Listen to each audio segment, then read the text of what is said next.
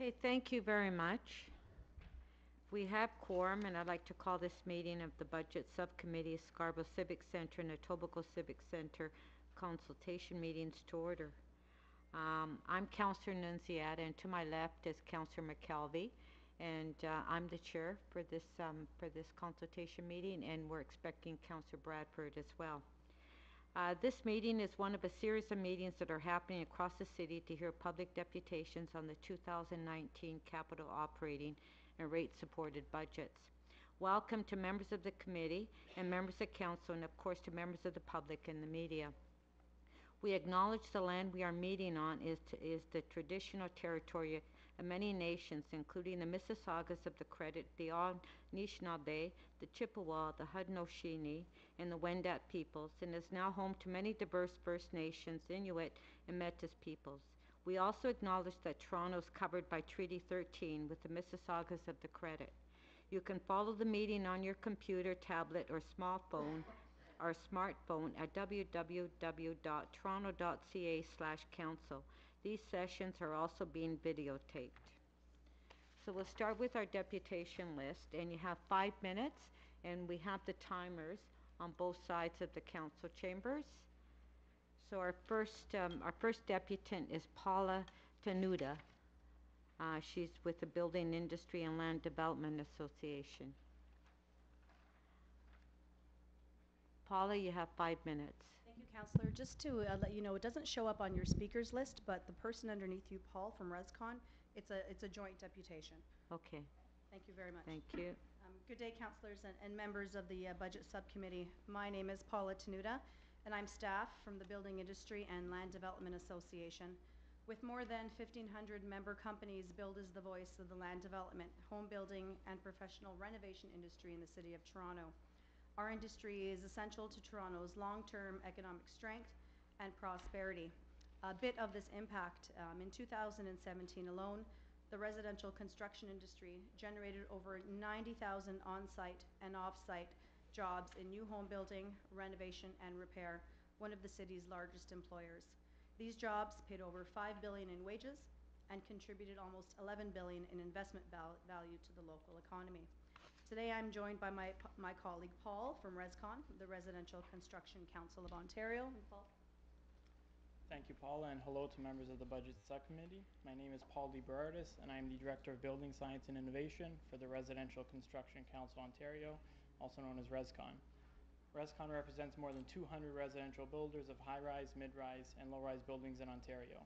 Our goal is to work in cooperation with governments and related stakeholders to offer realistic solutions to a variety of challenges facing the residential building industry and ultimately deliver much-needed housing. Residential construction represents one of the biggest construction employment sectors, yet it has become burdened with undue regulation, drawn-out approvals, and staggering municipal fees and taxes, exacerbating the housing affordability crisis. We are here today to express our collective industry concerns and association views with the proposed changes to the lane occupancy fee policy, which is up for consideration in this year's budget. By way of description, this policy is designed to charge a fee for development projects that have to occupy a laneway in order to have a safe place for construction workers and the public with the associated overhead protection. The charges associated to the policy vary by neighborhood or area. More densely populated areas have a higher associated charge. They do apply to any form of housing or development, and they are generally charged at the time leading up to construction after all the approvals are in place. Last year, via a letter in November, BUILD was advised that the city was making 2 changes to their lane occupancy fees as part of this 2019 budget process.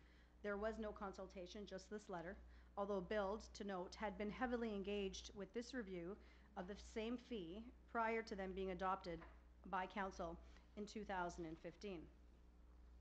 The first change that the letter indicated was an increase in rates by 20 to 50%, to reflect the Toronto Parking Authority's parking rate increases. The second would be a new charge of $97 per hour for additional TTC vehicles that would apparently be needed as a result of the added route time that's needed because the lane had to be occupied. And over to Paul now. He's going to go over some of the industry concerns that we have with this proposed changes that I've outlined. In reviewing the proposed changes, we have expressed our concerns to city staff and various councillors. We believe that it is unfair to adopt such significant and sudden lane occupancy fee increases simply because the Toronto Parking Authority rates were updated.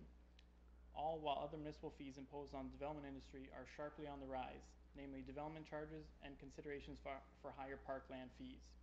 Furthermore, no industry consultation took place to provide feedback on the parking fee increases, which evidently formed the basis for the revised lane occupancy fee structure. The consultation on parking fee increases did not signal changes to lane occupancy fees. Therefore, only BIAs were seemingly affected and thus consulted.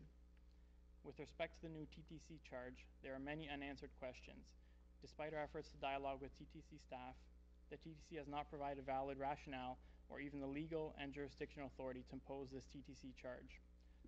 All we have been told is that in circumstances where a lane is occupied for construction, an incremental route time increase is incurred by TTC surface vehicles, which may result in additional buses being added to a route to maintain transit customer waiting times and vehicle loading. However, our industry is concerned that there isn't adequate clarity or information on the details of this proposal. Our questions include: what are the eligibility criteria for adding TTC surface vehicles? What happens if there are 2 or more developments along a given transit route? Do the developers split the costs? Who determines how many additional TTC vehicles are required? What is the duration of having additional buses along the route? Would it be for the duration of the whole project, during rush hour only, or some other time frame? What about instances that require lane occupancy other than construction staging? Would there still be a need to add additional TTC vehicles along a route, for example with utility or municipal construction projects, or even routine city congestion? These key questions should be addressed and clearly communicated to all stakeholders, and additional consultations should be conducted with all impacted parties prior to the adoption of this arbitrary TTC charge. Given the already high lane occupancy fees, builders have minimized the usage of public rights-of-way where safely possible. Alternatives, as well as innovative technical solutions, have been employed to reduce the reliance on lane occupancies. Builders have leased adjacent private property where available, or utilized automated climbing system platforms, suspended construction staging structures, and elevated construction site offices. Increasing the rates will not further reduce the use of construction lane occupancies, it will simply raise the cost of construction. Ultimately, additional fees borne by the development and building industry will be passed on to new home buyers. At a time when all levels of government are supposed to be committed to addressing the housing supply and affordability crisis, tacking on additional costs are not aligned with these overarching policy initiatives. And quickly, because we are going to summarize, I recognize we've gone over time. I appreciate this. I appreciate that, and we are almost complete. It is important to note, aside from what Paul said, is that these fees would be retroactive to January 1st, which is also concerning since we have so many unanswered questions and uncertainty with this associated fee. What we're recommending today is that the interest of transparency and the need for additional consultation that we've outlined is to have some of the, and we really do need to have a lot of these, specifically the TTC questions answered. We're asking that you not necessarily approve these 2 budget items and pull them and allow us the additional time for consultation with them. We do want the additional time to review these fees with staff, and we asked for that as well. And again, specifically on this rationale too for having this $97 per hour charge for the TTC, how it's translated, even if they're illegally allowed to charge this. And that's a key point that we should look at before we move forward here. So having said that, I do appreciate the extra time and for acknowledging our joint deputation, and we're happy to take any questions that you have. Thank you very much. Do we have questions? No? Councillor McKelvey? Are you also providing your deputation as a written submission? We do have a copy that Paul has. Okay. From the clerk's office. Perfect, thank you. So, just my question, does the TTC have that additional fee in their budget, do you know? The extra $97 per hour is a Yeah. new fee. That is new. So It's a new fee. the way I understand it, I've had my papers here, when you look at the Toronto budget documents, there is one page that outlines the TTC. It doesn't have the dollar value associated to it.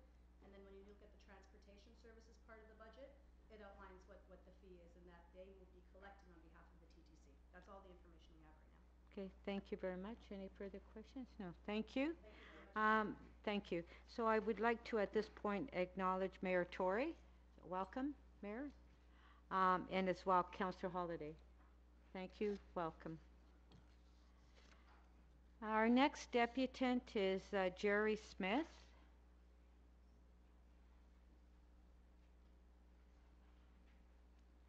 Jerry, you have 5 minutes.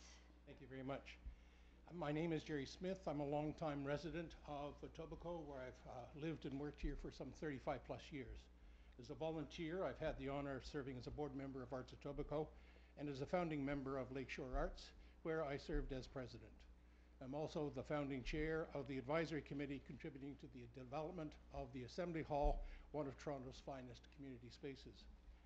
As a program manager at Humber College School of Creative Arts, I was responsible for establishing the college's professional theatre training program, and I'm also the founder of Humber's one-year post-diploma certificate in arts management, training the next generation of leaders. As a freelance consultant, I've helped at some time or other to develop strategic plans for a wide range of Toronto-based local arts service organizations, LASSOs, including Scarborough Arts, Urban Arts, Arts Etobicoke, Lakeshore Arts, and most recently, Nielsen Park Creative Center, as well as Mississauga Arts Council and the Visual Arts Mississauga facility. Over time, my contributions have been publicly recognized, and I'm grateful and humbled as a recipient of both the Volunteer of the Year Award for the City of Toronto, 2000, as well as the Cultural Champion City of Toronto Culture Division, 2010. It certainly has been a fun ride, and obviously, I'm not yet finished.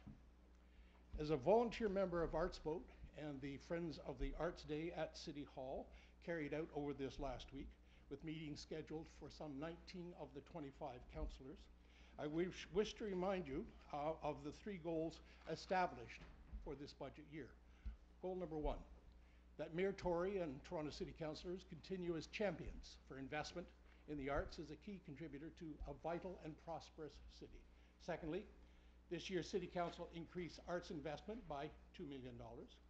And thirdly, in consultation with the arts community, City Council should fulfill Mayor Tory's campaign commitment to develop a new cultural action plan for Toronto, which will set funding targets reflective of Toronto both as an international arts destination and as a city with locally accessible arts programming and participation such as we have here in Etobicoke.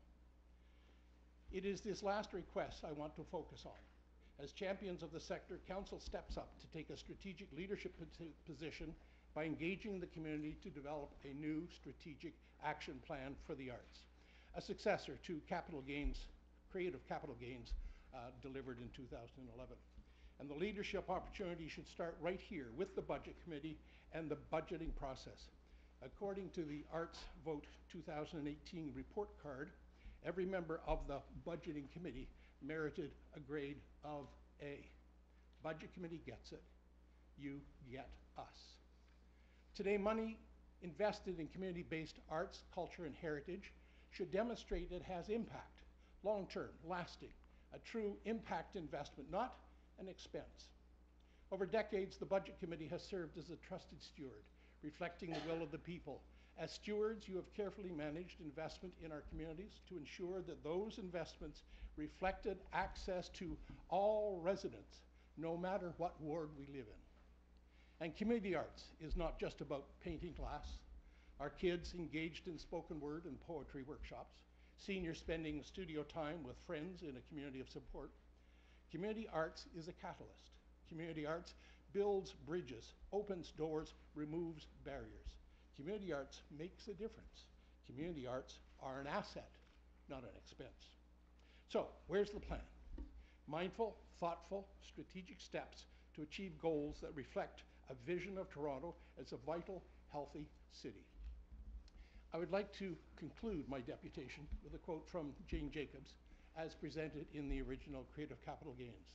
I quote, "Whenever and wherever societies have flourished and prospered rather than stagnated and decayed, creative and workable cities have been at the core of the phenomenon.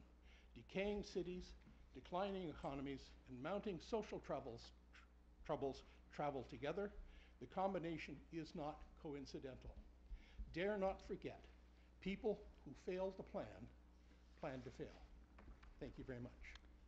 Thank you. Do we have any questions? Councillor McKelvey? Thank you for your deputation. My question is about the new cultural action plan that you're calling on. Can you just speak to, do you think that's community specific and maybe has different needs for different parts of the city, and how could we address that better? That's the challenge. I come from a marketing background where we all understand the key to success is different strokes for different folks.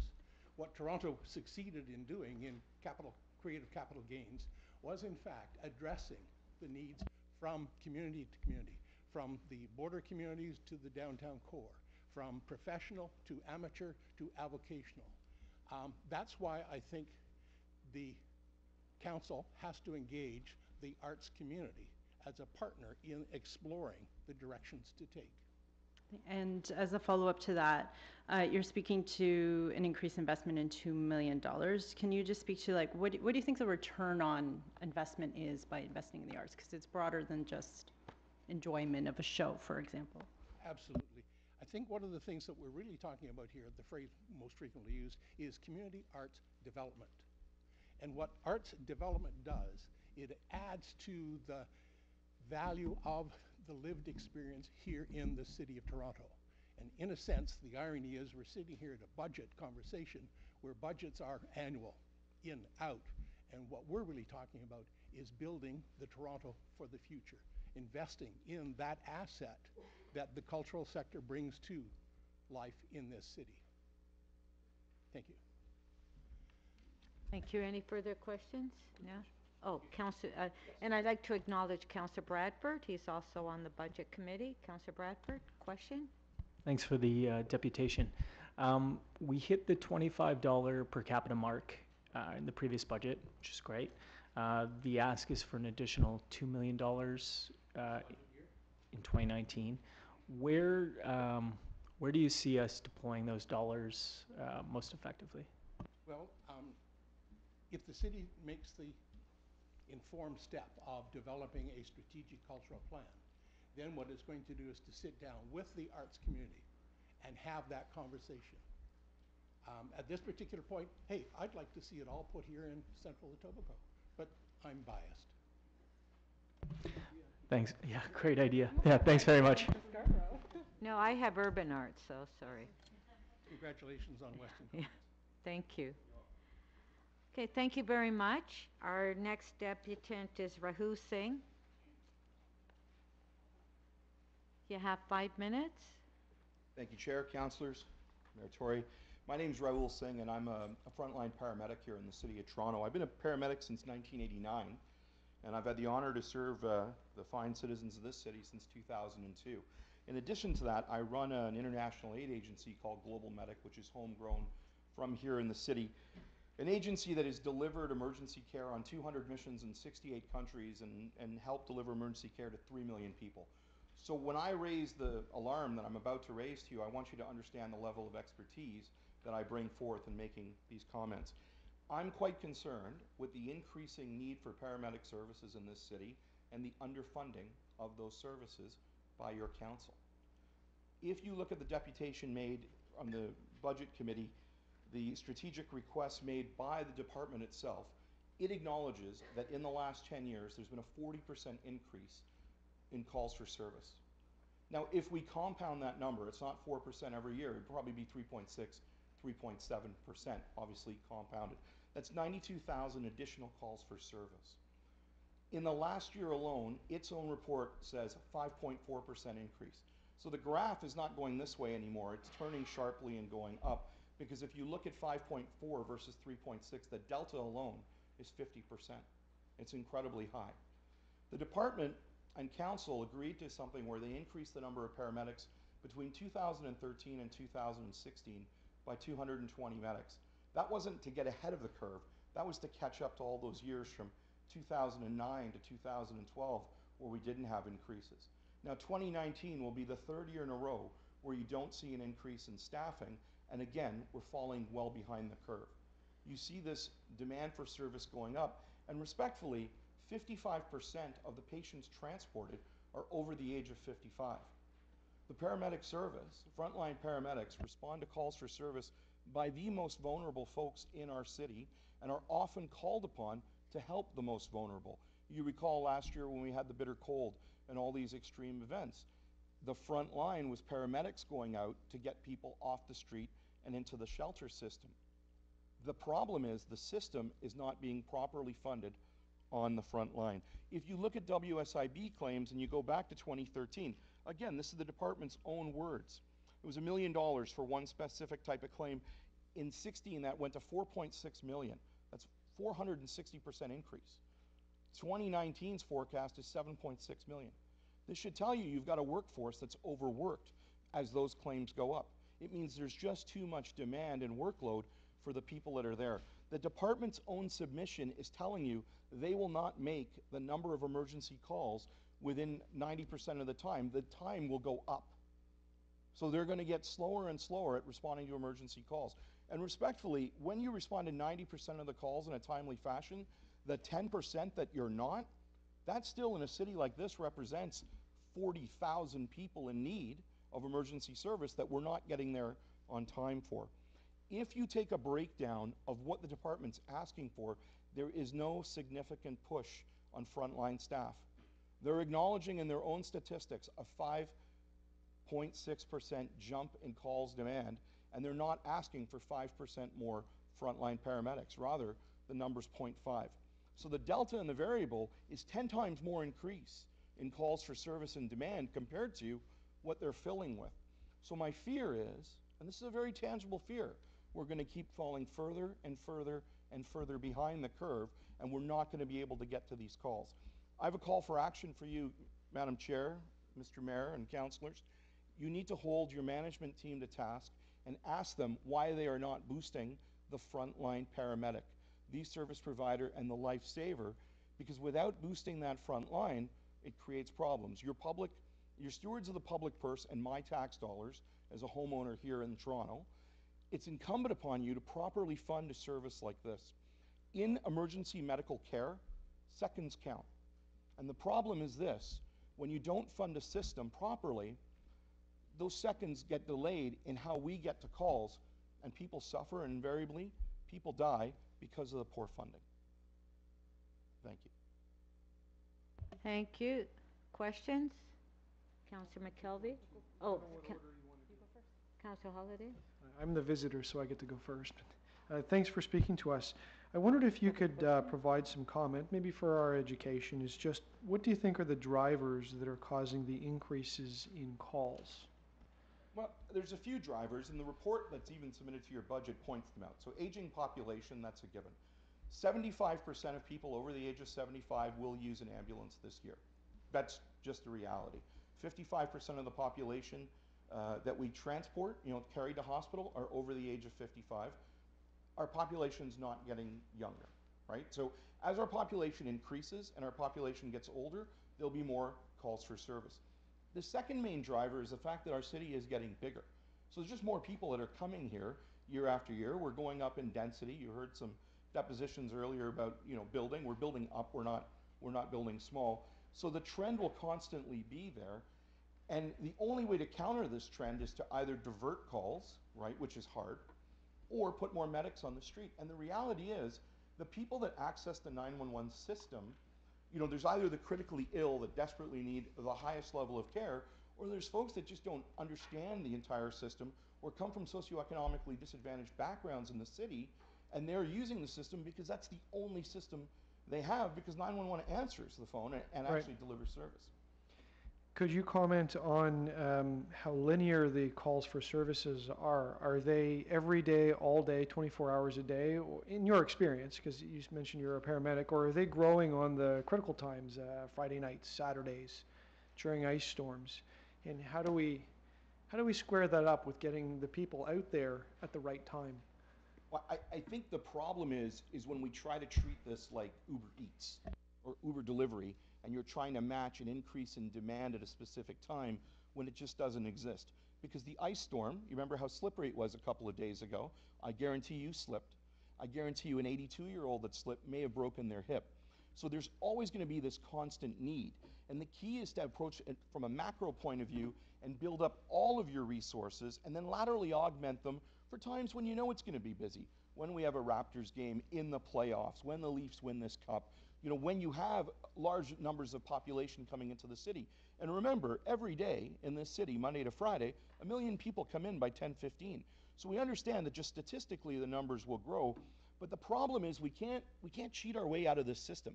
We can't think that Sunday at 4:15 a.m. there's going to be so few calls that we can skinny down. You need a very good base, a very robust base, and then grow from there. Sorry, you said laterally augment. What did you mean by that? Is that moving people around? Well, moving people around, but also bringing in peak cars and other cars. Like right now, we have a system where you have full-time paramedics, right, and then part-time paramedics. A smart system would be to augment and increase the core coverages, like the day shift and the night shift, and then have the C shift, which would be like the in-between hours, a 2 to 2 shift, a midnight to noon to midnight shift. These other shifts get augmented by strictly the part-timers, but the problem is we're eroding at our base. And when you start pulling, like even in their proposals here where they're saying we need 5 more community paramedics, it's fantastic. Community paramedicine's a good idea, but when you pull from the base and you're losing from the front line without backfilling that, we have massive problems because our front line is hemorrhaging. Okay, thank you very much. Thank you. Councillor McKelvey? Firstly, thank you for everything you do to keep us safe. My question is, do you have statistics on how much of your time is spent in the hospital waiting for patients to be taken in, and how many more paramedics can we get back on the road if we can get that intake sped up? Well, respectfully, Councillor McKelvey, those statistics have been out there forever. We spend far too much time in hospitals, right? And that's a bit of an argument between the hospital and the paramedic service. Historically, they tried to have something where they bring extra paramedics in to sit in the hospital and free up a crew to go and do more calls, even put more stretchers in, so that the crew could come in, hand off to another paramedic who would, ensure patient care would be there, and then they could go out and do other calls. That's part of a bigger problem, but that also implies that the front line has not been eroded, right? Like right now, in the last 3 years, in 19, if you don't super fund this like I'm suggesting you to do, it means 17, 18, and 19, 14% more call volume based on their numbers, not one single growth in medics. You can't recover this. Like, this is one thing where, as a steward of money, you're underspending the outspend. Like, your demand is just going like this, and you're not filling it. So even if we got every single medic back out there for emergency calls, which would be fantastic, you still won't stem the tide. Thank you. Councillor Bradford? Thanks very much for the deputation and all the work that you do. A question, do you find that you guys end up going to the same addresses frequently? Retirement homes or different buildings? Well, I mean, retirement homes are, if 55% of our patients that are transported are over 55, yeah. Chances are that's where you're going to take those patients, right, from and transport them to a facility. There's a frequent caller program. There are other programs where, again, when I talked about people that come from a socioeconomically disadvantaged situation and 911's the only, folks that are answering, yes, we're going frequently to a number of calls, but the problem is we can't win our way out of this by just eliminating those calls, because it's not 30, 40, 50% of our calls. Just building on Councillor McKelvey's questions there. So we go to the hospital a lot, and as you described, there's the handoff challenge at the hospital, and we spend time there. It's a requirement that when somebody calls 911 paramedics, we must deliver them to the hospital? At the moment, if a patient wants to go to the hospital, we have to transport. London, England came up with an alternate where paramedics could issue a taxi voucher because, there's some patients that don't require an ambulance transport or, could go to a hospital like an urgent care just down the street here that does not take ambulances. But, I want to be crystal clear on the problem here. Like, what you guys are picking at is the crumbs that doesn't really indicate on the base. Like, our base has eroded, right? And if you look at our management system and the way that the city administers its ambulance services, you could find a ton of efficiencies and put more into the front line. And I mean, I don't think that's just paramedic services. The public would say to you, invest less in this oversight and overhead if it's not really delivering to you, and give me more service. The only difference is the service that we provide saves your child's life. Oh, no, and I fully appreciate, like, hearing from frontline workers is so valuable because I think you have a really good perspective on some of that stuff. Would there be value or are there models that exist where if there are buildings where we have high frequency of calls, proactively going out there and checking in on people instead of just responding to calls? Is there any value in looking at something like that? There's lots of value with that, and that community paramedicine is good, right? There's a bit of a caveat to that, right? Because as paramedics get older and get hurt, you can imagine this physical job, those paramedics are probably the ones that you want to put into that system so you can keep, healthier paramedics responding to the 911 calls.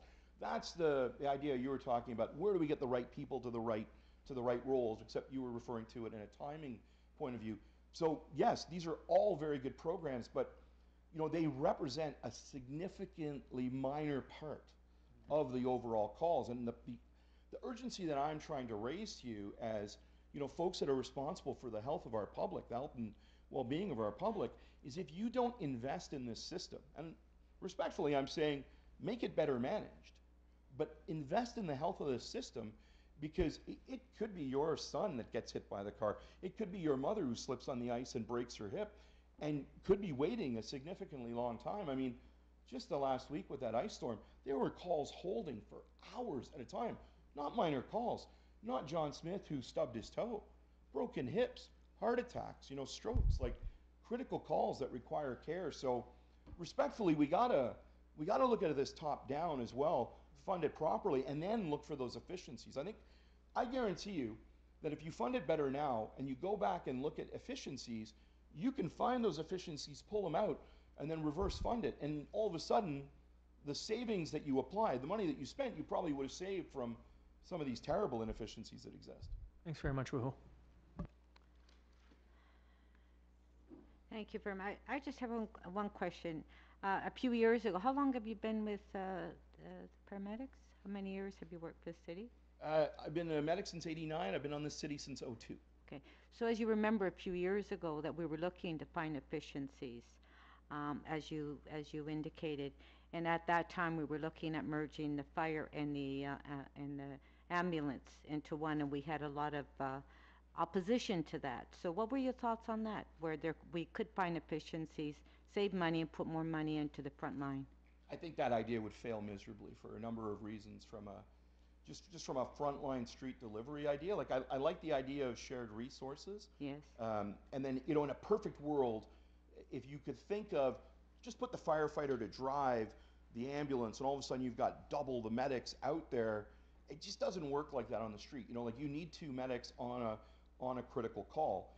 I think if you fund the system well and you manage it well now, the efficiencies will be there. If you look back at some of the efficiencies the city has tried to implement, this Kronos fiasco, with the scheduling, you look at some of the other efficiencies that they've tried to come in, where you're spending a lot of money that's impacting the system because we think that technology is going to buy our way out of these problems, when really it's just boots on the ground and getting to patients in time, immediately and quickly, and then working all the other efficiencies in the system.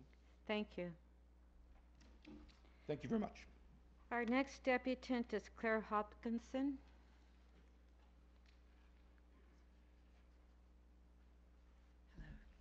Okay, Claire, you have 5 minutes. Thank you. Members of Budget Committee and City Council, my name is Claire Hopkinson. I'm the Director and CEO of Toronto Arts Council and Foundation. Firstly, thank you, Councillors Nunziata, Councillors Holiday and Mayor Tory, and your colleagues for all the work you did in the last term to support increased arts funding. And welcome, Councillors Bradford and McKelvey to Budget Committee. I'm glad to be here to recap some of the reasons why Toronto's arts support is so vital to this city. So during the election campaign, we were delighted to hear the Mayor speak about the importance of arts and his commitment to work with us to set new objectives and targets for the upcoming term. So in this time of growth at home and instability around the world, it's essential that our vision for Toronto be both bold and inclusive. Support for the arts accomplishes both. Indeed, there are few areas of city investment that are as effective in meeting both sides of the ledger of public benefit economic development, and social support. The mayor has characterized a vibrant arts sector as a jobs magnet, recognizing that the talented and innovative workforce needed to power our business sectors, who can choose to live anywhere in the world, are opting for Toronto because of our inclusive and creative neighborhoods. Simultaneously, Toronto's artists and arts organizations create local programming that engage youth, reach into underserved neighborhoods, and provides opportunities for meaningful participation. I'm incredibly proud of the work that Toronto Arts Council and its Arm's Length Board and volunteer committee members have been able to accomplish. So last year, TAC adjudicated 2,447 applications and dispersed $18.4 million in grants to 970 arts organizations and individual artists. So with grant funds equivalent to just $6.48 per Torontonian, in 2017 we were able to launch a Newcomer and Refugee artist program, offering support and mentorship to exceptional artists arriving in Toronto from around the world. Each year, at least 60 arts grants to youth-led projects give over 44,000 talented young people the chance to lead and participate in arts programming outside the downtown core. Today, approximately 1,000 TAC-supported arts activities take place outside the downtown core. And with ongoing support from City Council, we commit to doubling this number during the term of Council. Since 2013, we've created partnerships with city departments, parks, museums, and heritage sites, Toronto Public Library, as well as other organizations, TDSB, BAM Centre, Ryerson University, which has greatly expanded our reach and allowed us to support programming in areas with little arts infrastructure, while keeping arts costs proportionally lower for us than at any other Canadian arts funder. We know that Toronto is the most diverse city in the world. Strong arts programming gives us the ability to bridge divides. Galleries, community arts, music concerts, dance performances, these are the places that Toronto's communities come to share energizing, joyful, thought-provoking experiences. And thanks to TAC funding and city funding, events are often available at low to no cost. TAC has implemented an equity framework that is being emulated across the country. Indeed, our Director of Grants Management, Andrew Surrey, has been invited to share TAC's work at the Creative City Strategy Symposium in Vancouver on March 4th, with arts funders that are leaders in equity initiatives across North America. With our recent ability to track equity performance, we have found that for 2018, half of those applying to TAC for grants are from equity priority groups. Furthermore, 44% of equity group applicants are successful, and this is higher than the 40% average for applicants overall. So there's still work to do, but we're very proud of TAC's leadership to date. In conclusion, we recognize that 2019 is a really difficult budget year, but we contend that it is most important during times of constraint to invest in the arts. And for that reason, as we move forward with discussions on new arts funding targets, Thank you, Claire. we are asking Budget Committee to follow through on sustaining the increase established last year. Thank you, Claire. Thank you. Questions? No? Okay, thank you very much. Thank you. Our next deputant is Dr. Cameron Watts. You have 5 minutes. Thank you, and thank you, councillors. My name is Cameron Watts. I am the co-chair of Faith in the City, an umbrella organization representing over 200 faith communities in Toronto, Christian, Muslim, Hindu, Jewish, Buddhist, and others. We serve our faith communities in many ways.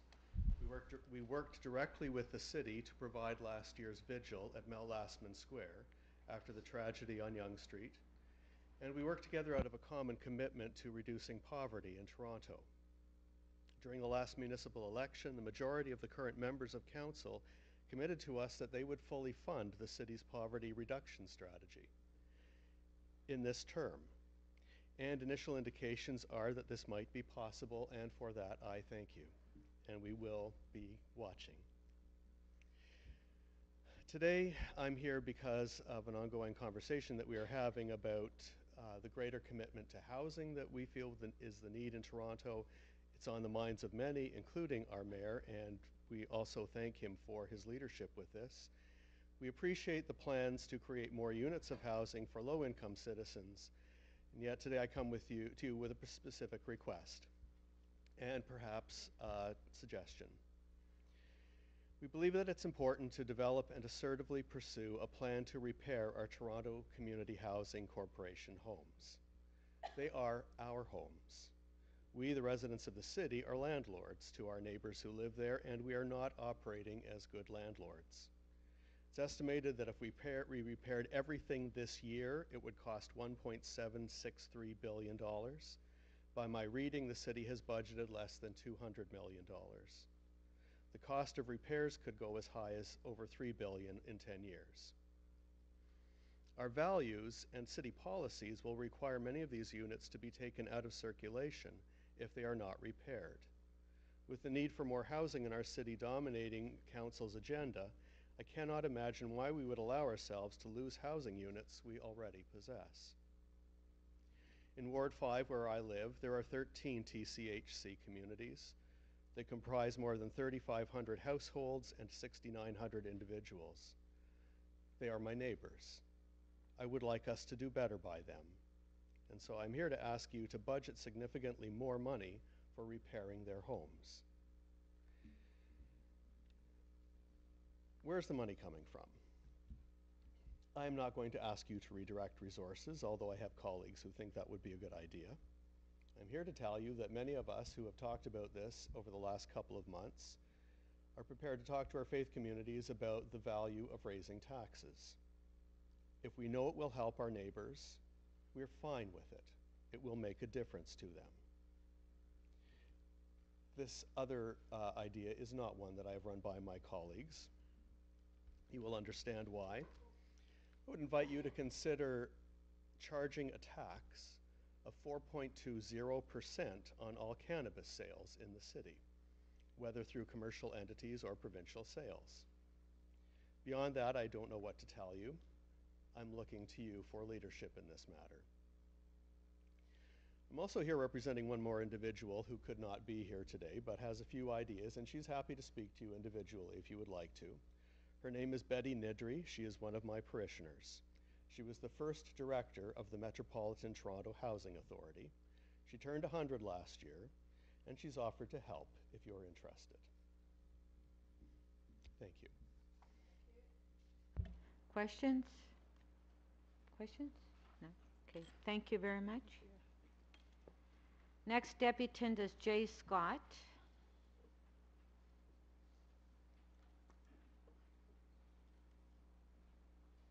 Thank you, Chair and Budget Committee, members of Council. I'm going to just begin. Like lemmings, humans are rushing to disappear off the climate precipice with failed policies that mock all reason and good science. Last October, the Intergovernmental Panel on Climate Change warned us that our precious planet has just 12 years to address the irreversible effects of emitting fossil fuel residue and others into our atmosphere. That doesn't mean waiting until year 10 or 11 to act. It means we really have only a couple of years to implement the remedies that will prevent a climactic catastrophe around the year 2030. Let's begin this year. Every single community on the planet will be affected if we don't act. But as those who live in the most industrial parts of the earth and are the highest users of fossil fuels, our responsibility in this city to halt climate breakdown falls to each and every one of us in every aspect of our lives. When I read in a Toronto Star article from May 3rd, 2003, that a fifth of urban lung cancer deaths are tied to exhaust particulates, I absolutely cannot comprehend why successive city administrations have failed to address this appalling and shocking health statistic. It's time to stop these preventable deaths and ease the loads on our hospitals. On January the 10th, 2018, the Toronto Atmospheric Fund recommended funding for Transform TO in this statement. An investment of $22.2 million was requested for the years 2018 to 2020, starting with $6.7 million in 2018. That means the city needs to implement Transform TO recommendations up to approximately $14.8 million this year to be on track with its commitment to undertake the measures we urgently need to address our climate crisis. Then just a few days ago, on February the 5th, the Canadian Association of Physicians for the Environment issued a joint press release from representatives of the Canadian Medical Association, the Canadian Public Health Association, and the Canadian Nurses Association, entitled Health Professionals to Federal Political Parties, Action Needed to Prevent Catastrophic Climate Change. One sentence is chilling. Canadians are already feeling the adverse health effects of climate change, and time is running out to prevent catastrophic climate change. This message is for all of us, at every level of government. If we do not heed dire predictions from reputable experts, what does that say about us? If there's no other source of funding, I'm putting my neck out here, I would like approximately $14.8 million of the proposed $30 million that police services have requested to be allocated immediately to full funding to date of Transform TO recommendations to deal with climate warming in our own city. Police, just like the rest of us, need a livable climate in which to live and prosper. The former council agreed to this. It's up to this council to act and provide full funding because it is honorable, reasonable, and good science. In conjunction with this funding, council must also approve increased funding of the TTC beyond current maintenance and service levels by at least 10% every year for the next 10 years so that this service also implements IPCC and Transform TO goals as a critical and vital way to reduce rising temperatures and its dangerous health effects in our city. This would increase ridership and drastically reduce the number of single occupancy cars on our roads. Hooray for the increase in parking fees that was announced today. That's a welcome small start. At the same time, the 10-cent fare increase for seniors, students, and regular fares, plus the 5-cent fare increase for the Fare Pass discount program, need to be waived and could be covered from that budget line I suggested earlier. Secondly, council needs to fully fund the Fare Pass discount program and extend it to residents who receive housing subsidies or live on low incomes, not cut them off as is being proposed for 2019. Why do we continue to dump on the least advantaged residents of our community? Surely don't they also have a right to equal access to mobility and city services? Unless we treat all who live in this great city fairly and equitably, desperate people may seek remedies that require a police presence. However, if we address basic needs such as shelter, there is less reason for a militaristic response to deal with the growing and inexcusable desperation we see around us. That is why my final request for funding that appears to be available would be shovels in the ground this spring for affordable housing for the approximately 9,000. Thank you. Thank you. Thank you very much. Questions? No. Councillor Holliday. Thank you. Somebody that served on the board of TAF, I appreciate a lot about what you've talked about initially in your deputation, but I'm intrigued as to why you recommended specifically going after the increase to police services, of all the things that you could tap for money in the budget. Yeah, it was the only number that I heard proposed, and it was done sort of just like that. I hadn't heard any discussion beyond it. They wanted another 300 personnel, I think. But what really triggered this was I was on Dundas Street in the polar vortex, and I saw a homeless person. His face was red and blistered. His hands were raw. He had a windshield wiper in his hand. And I didn't ask him, but I made a presumption that he had been arrested for having tried to wash windows of passing cars. And I agree it's dangerous, but had the police in their jurisdiction had perhaps an $8 amount that they could have given this man to allow him to eat, which is what he was trying to do, I would have been much happier. And I don't see that this low-hanging fruit is how we should be running our city. You know, that I know that it was Dundas and Young, a prime, key spot in Toronto's reputation, and I can understand why we didn't want to have an accident or some illegal activities going on. But I think shelter is the other answer. And so that is why I picked on that one. It could be other savings from other budget lines, but I'm not aware of a figure such as I just 30 want to million. revisit Transform TO as well. So you opened by talking to us about your concerns about funding that. A couple of the big focus areas of that plan are, of course, emissions from automobiles and from transportation, and then the other one is home heating. Those are the large contributors of greenhouse gases. With all that's happened around electric vehicle conversion and the incentives, do you have any advice for us about what is the most urgent or pressing element of the Transform TO plan? Or maybe, again, use the words low-hanging fruit. What are some of the first things we should be working on with the resources that we do have concerning Transform TO, or making some effective changes?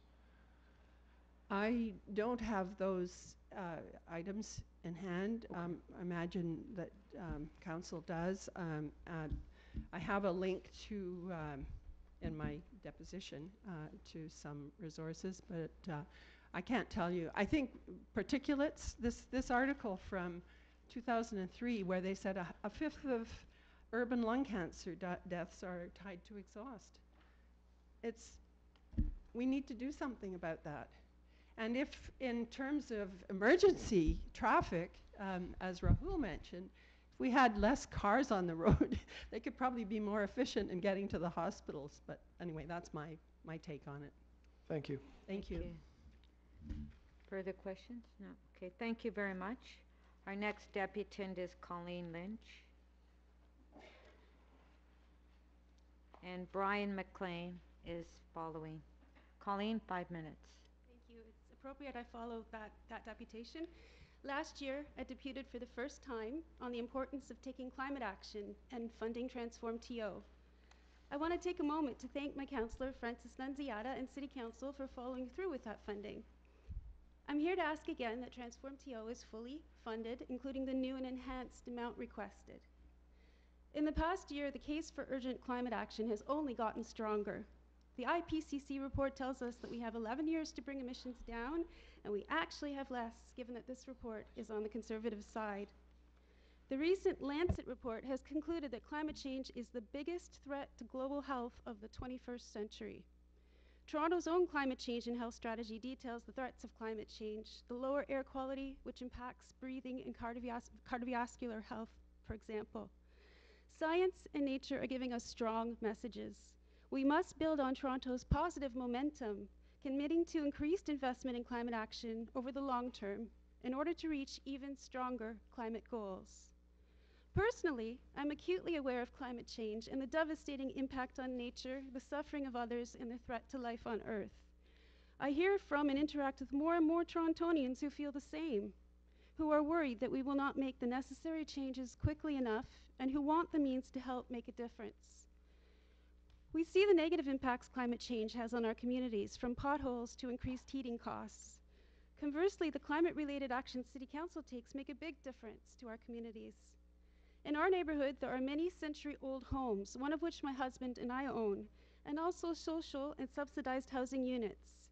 It is critical for the climate, can create local jobs, and can save us all money if our buildings are retrofitted, new ones built to be net zero, and renewables integrated into our heating and cooling systems.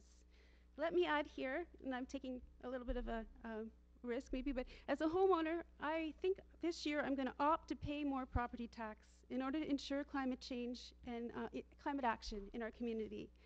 I'm concerned, though, that even if some people pay a significant amount optionally, it won't have the positive impact that many people paying even a little bit more mandatorily would have. If we invest in healthier, happier communities, Toronto will be a better place to live, work, and interact, and our properties will be more valuable in the end. I also want to mention that for health reasons, I have never got a license. And at times over the past years, I have run a small business, and it's required me to travel around the city by public transit, and this has been difficult. Also, this past year, my husband bought me my first city bike, and unfortunately, I've been too afraid to ride it on the city roads. It is important to me and critical for the climate that electrified and other zero carbon forms of transportation are reliable, accessible, safe, and affordable. Funds need to shift from investments that support driving gas-powered cars to initiatives that encourage greener transportation options like transit improvement in compact communities that emphasize cycling and walking. Today's decisions have a heightened importance, and like the disturbance caused by stones thrown in water, their impacts will ripple out in ever-widening rings until they touch the far shore of the next century. We can and must find the money to invest in climate initiatives. I know this is possible through methods like property, mansion, or vehicle registration taxes and green bonds. What we can't afford is to make more cuts to the TTC, infrastructure upgrades, and other services that are in current and mounting crisis. Acting on climate change is like acting on health. Neglect leads to greater disruption, danger, and costs down the road. We would do everything we could for someone who is injured or sick, especially if they were someone we loved and depended on. In that case, we'd likely move mountains to help and save them. The climate and the natural world around us, our ravines, our atmosphere, are ailing. This degradation threatens our own health and even more, our children's health. The longer we take to respond, the costlier the bills will be and the less hopeful the prognosis. Mitigation, like prevention, is a much wiser and more beneficial choice. I ask again that all funds needed to fully implement Transform TO, building retrofits, transit improvements, and other climate-related actions are included in the 2019 budget and beyond. Let's keep making a positive impact with our actions here in Toronto. Thank you. We do have questions. Councillor Holliday? Thank you for speaking to us. And I listened carefully. You talked about how on a voluntary basis, each of us can invest in certain things to reduce our impact on climate. And you talked a little bit about collectively imposing those collection of fees through taxes, perhaps. Would you also support a modest investment or a modest fee increase in transit fares in order to improve either the quality of the service or the type of technology being used by the transit service that would be, say, electrified vehicles or something like that? That's a very good question, and actually I have conflicted feelings. I would, personally, but I'm afraid for those that can't afford it, and I wouldn't want to impose extra fare on those who are saying that the fares are already too much for them. So maybe there would be a way to balance that. The people who can afford it, and then more help for the people who can't. Okay, thank you. Councillor McKelvey? Thank you for your deputation. In the world, there's a lot of pushback starting to happen against action on climate change. So do you feel that the City of Toronto can be a leader in this area by investing? I do, and I'm already proud of some of the things we've done in our city, and I'm already proud that we've supported the Transform TO and we've done what we've done so far. I think we're a big city, and I think like some of the district energy projects and the like that we are doing and we've successfully been doing, if we keep building on these things, we can definitely be a leader, a strong leader. And you spoke a bit about mitigation and adaptation, and so I'm impressed you know the difference and want to ask you about that. So how do you think we balance them both? Because as a city, you know, we can bring in mitigation, but we have a world that's also causing climate change, and we have to prepare by adaptation as well. So how do you think we balance the two? That's a very good question, because I sometimes think adaptation is weighed a little too heavily. Just because we are responding, it's emergency, we continue to have to respond quickly to the adaptation part. So, I mean, my tendency is to do everything we can to prevent it becoming worse and worse. And I know sometimes in our lifetimes we will see some worsening, but it would be the children that we're looking to see it even worse if we don't do the mitigation. So that is a tricky question, but I think sometimes we tend to favor the adaptation just because it's the thing we have to respond to. So we have to put a little more attention into the mitigation. I think that would be my answer. Yeah. And do you think we could also be a little more strategic in the way that we're counting carbon and savings? So for example, by aligning some of our existing plans a little bit better, things like Vision Zero have bike lanes, and I don't think we're fully taking credit for that carbon as well. Like, is that something we should also be looking towards, is really kind of capitalizing on what we're already doing in a little more strategic way? Yes, That would be a really good idea. Also, making sure that we are able to account for the emissions that we're reducing clearly. Like the metrics, I think, are important. Yeah. So you think there's potential for us to do better metrics without really necessarily, I mean, we do need some programmatic changes that you speak to, but we can also take better credit for what we're doing. We can, but as with Transform TO, I know we have to do the whole bundle, or we're not going to reach our goals. Thank you. Thank you. Thank you very much. Brian McLean. Thank you for this opportunity, councillors and Mayor Tory. This is, I live now in Etobicoke Centre, but I've lived in 4 other wards since moving to Toronto 40 or so years ago. This is the first time I've ever given a deputation to a city committee, so I probably won't be as polished as the people preceding me. I've witnessed a few deputation sessions, but never participated in this way. I admire, and frankly, I'm in awe of the responsibilities you have as councillors. You have so many complex problems you have to learn to understand in urban systems, transportation, finance, public health, public safety. I'm sure as individuals and family members, you're very responsible about investing in your own future. Every 2 weeks, you probably dedicate a portion of your salary to your retirement plan and perhaps an emergency fund for your household. But I sense that as a city, we're not investing in our future to the same degree. We have a homeless crisis with several dead already this year. And as the city fails as the largest landlord in the city to maintain existing social housing homes, thousands of those residents will, thousands of those units will have to be shut down in the next 2 to 3 years, as the previous speaker mentioned. And this will inevitably produce more homeless. That's not to mention young adults despairing of finding an affordable first apartment, or seniors living on a reduced fixed income. Will we start to see more bright young people and seniors leave Toronto because it's becoming unaffordable? I've heard anecdotally of this being the case.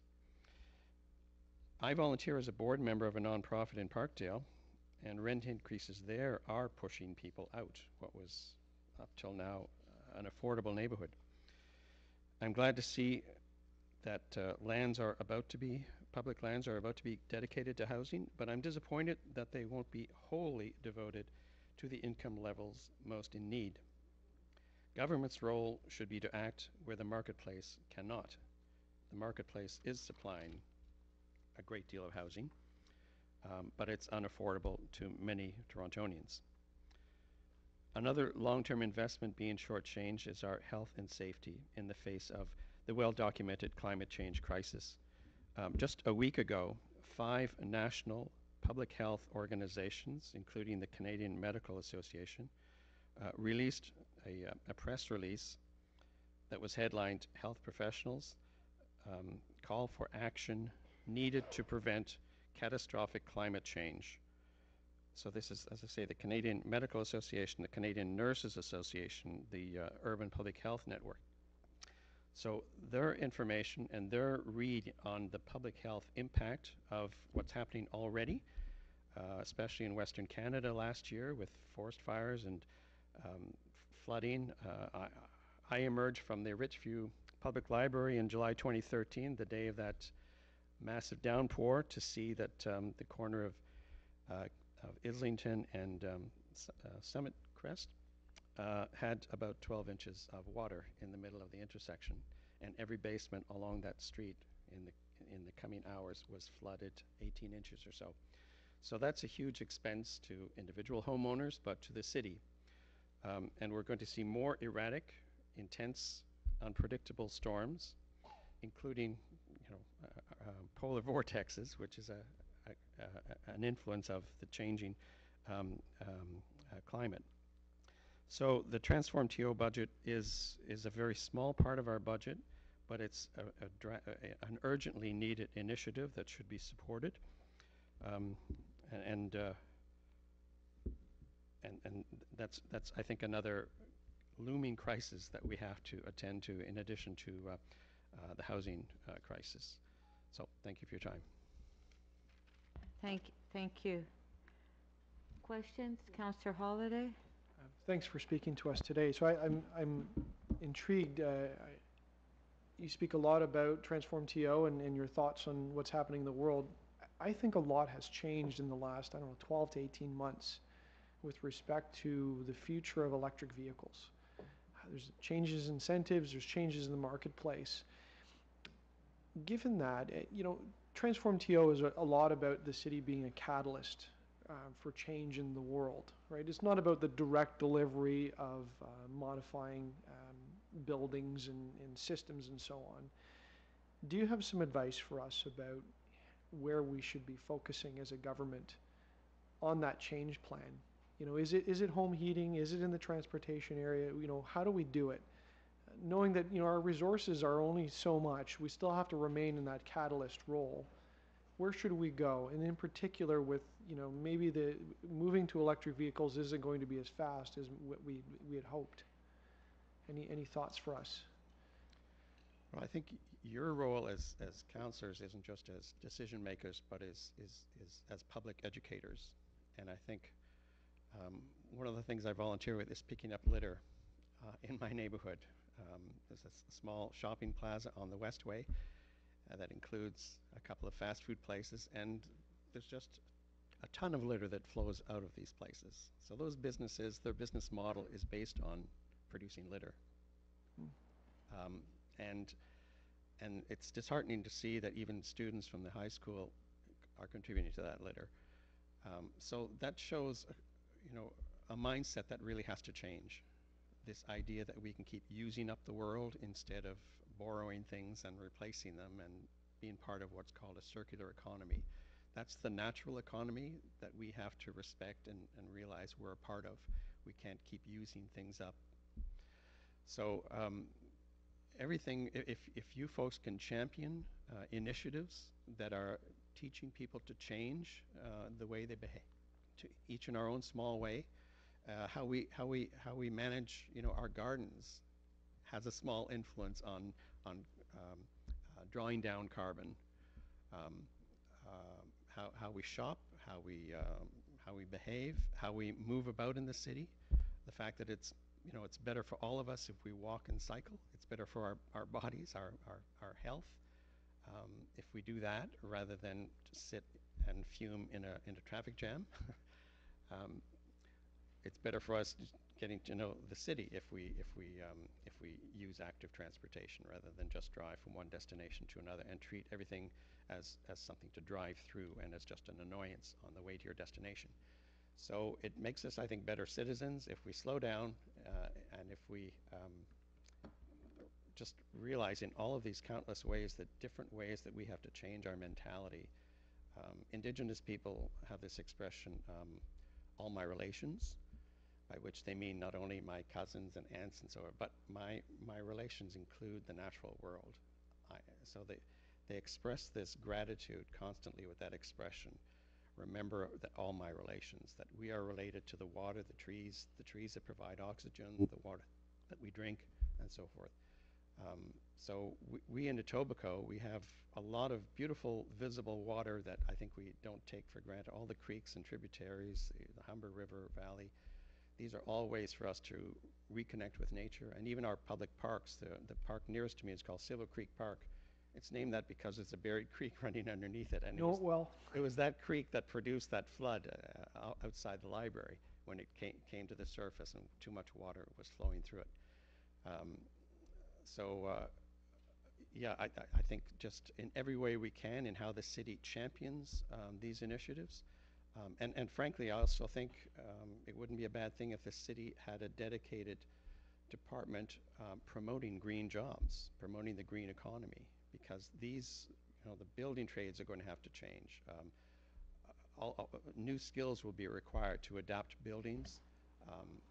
My son is training in one of the building trades, but his job will probably transition at some point to be one that is more about building energy efficient buildings or transforming inefficient buildings to be more efficient. So yeah, I think if you folks can be role models, you talked about being just role models, showing up at launches of events, Thank you. different initiatives. W- I think that would be a We're great we're over the 5 minutes. Councillor Bradford. Just one more No, there's another quick question. question for you, Brian. There's another question for you. Thanks. And thanks very much for coming down. You touched on a lot of really important things, and Councillor McKelvey and Councillor Nunziata and I were talking. We were in Scarborough last weekend, and we're definitely hearing a lot from different deputations on Transform TO. Appreciate you speaking to that today as well. I wanted to focus on the housing piece, because you also spoke a little bit about that. And similar to Councillor Holiday and understanding what is our role in sort of shifting on the carbon front with respect to Transform TO, what do you think the role is of the city with respect to housing? There's a lot of different tools kind of coming into play, inclusionary zoning, certainly the affordable housing, the Housing Now sites, 11 different sites. We're bringing the land to the equation. With the capital backlog on TCHC, we're spending more to address that year over year over year. What do you think, how the city can be most effective in addressing the housing challenges in the city? It's a tough issue, and I'm still learning more about it and what the options are.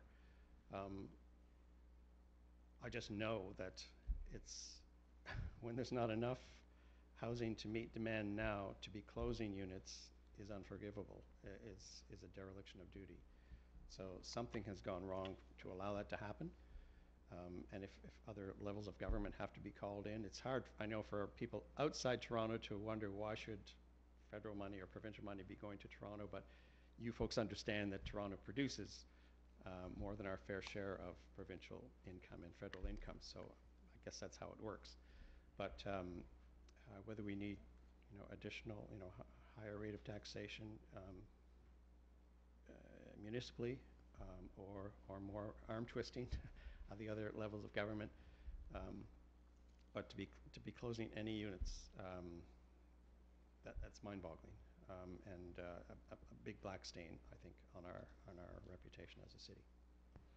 Yeah, I agree with you. I think it's a challenge for us in that we are a bit of a magnet. A lot of folks come here looking for housing, and then that's something that adds to the challenges of the backlog that we have here. The Housing Now piece of those 11 sites that were available for us to move forward on as quickly as possible is a huge part of that. But I think, when we're talking about hundreds of millions and billions of dollars, those investments have to come with our provincial and federal partners as well. Thank you very much for the deputation. Okay, I just have a question.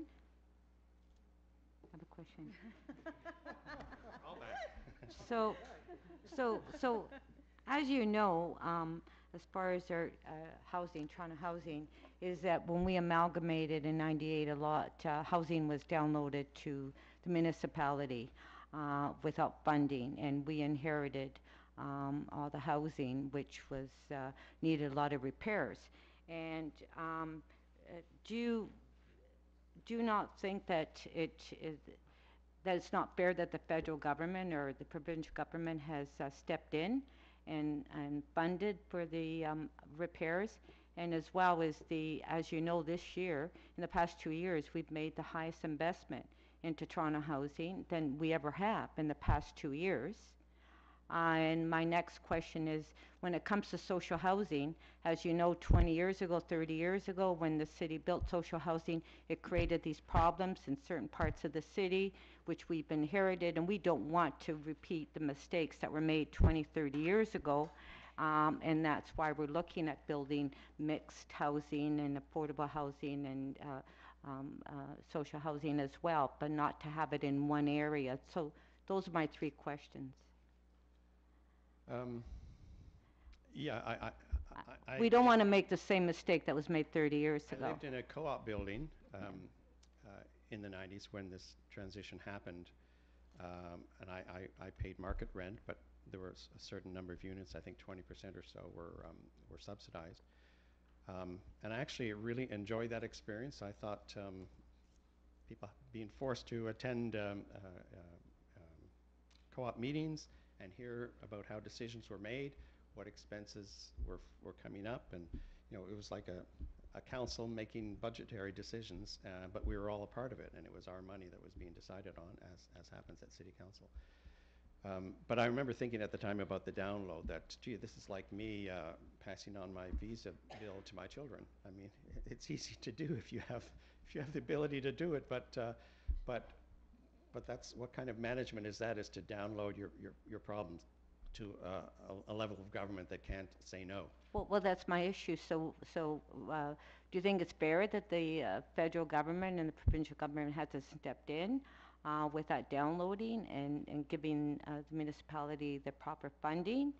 And the investments we made in Toronto housing the past couple of years has been the highest capital investments that we've made in years for Toronto housing. Do you not agree? I'm not aware of those numbers. Yes.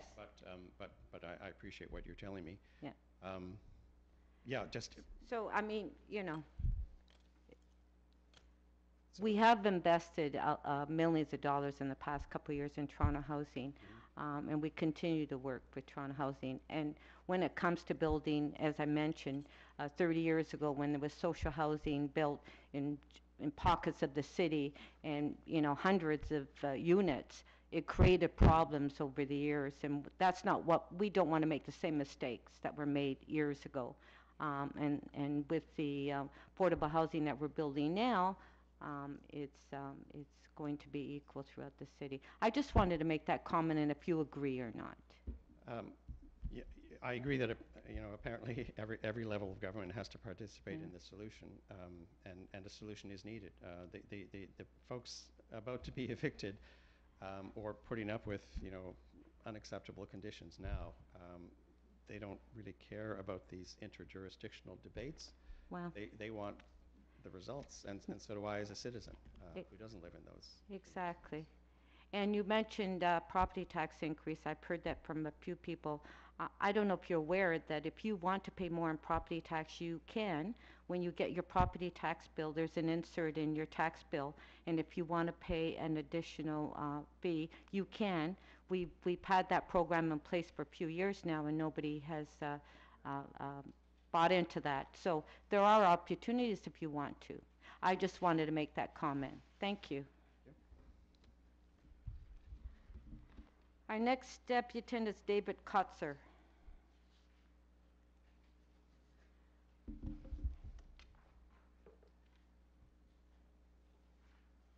You have 5 minutes. Good afternoon, members of the Budget Subcommittee, Councillors, Mayor Tory. My name is David Kotzer, and I'm here to speak to you today as a primary care paramedic with the City of Toronto and as a resident of Ward 3 about the 2019 budget as it relates to paramedic services. Every year, we're seeing a steadily increasing volume of 911 calls requiring paramedics, and yet the allocated budget for hiring new staff does not reflect this. Our staffing levels are already critically low on a regular basis, and although we're still able to provide the necessary services to the residents and visitors of the city, the high demand for paramedic services is pushing us harder and harder every day.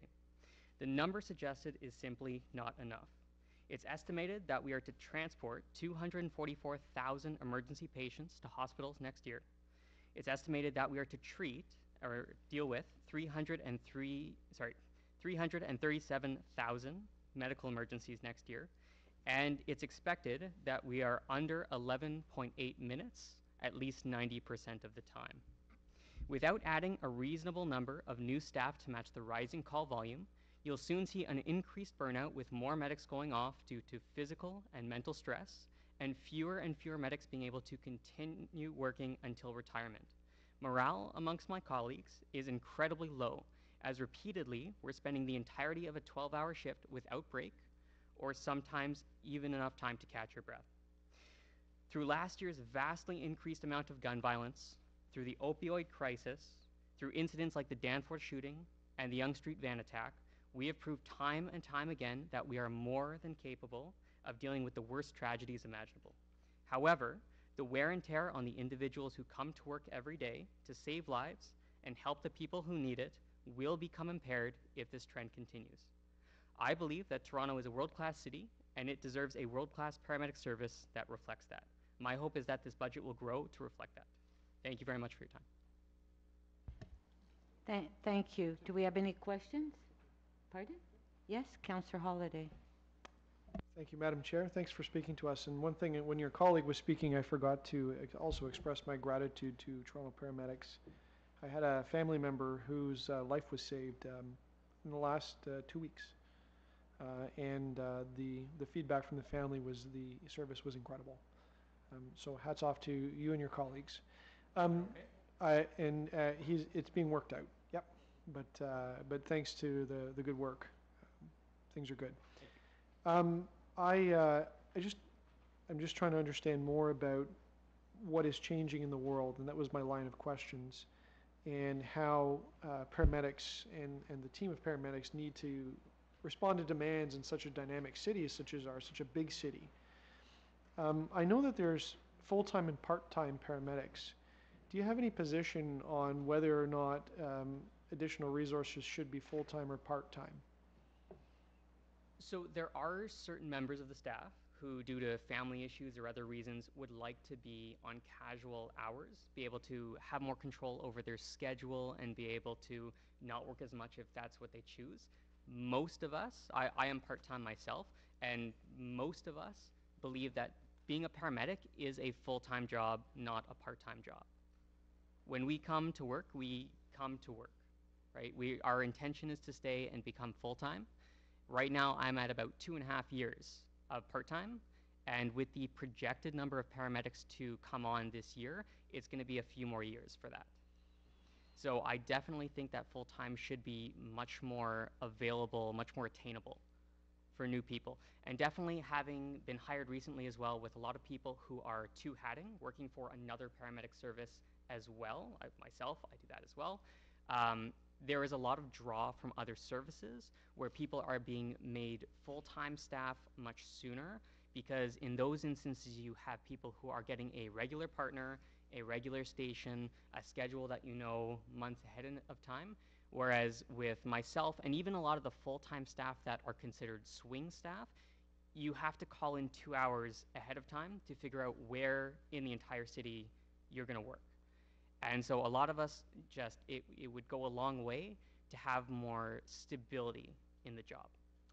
Do you find that working part-time presents you more options, though? Like if you want to work more hours or less, or beyond what you might do as a full-time paramedic? I think you're paid hourly, right? Yes. Am I correct? Okay. If the individual wants to work less, that makes it somewhat easy. There's a schism between the busy times in the year and the non-busy times in the year, where the minimum number of hours that we have to submit for are different. In the summer months, we're pretty much working full-time hours anyway. In the off months, we can work significantly less, and then you have the option to work more. The way that they have the system set up is that all the part-time medics get a message at the same time saying, we have these days available for shifts, and then you spend a couple hours on the phone waiting to get through, hoping that those shifts are still available. And so there ends up being, again, a very large schism between the people who are on top of it and get in right away and they get up to their maximum number of shifts, and then people like myself who, struggle a little bit getting up there.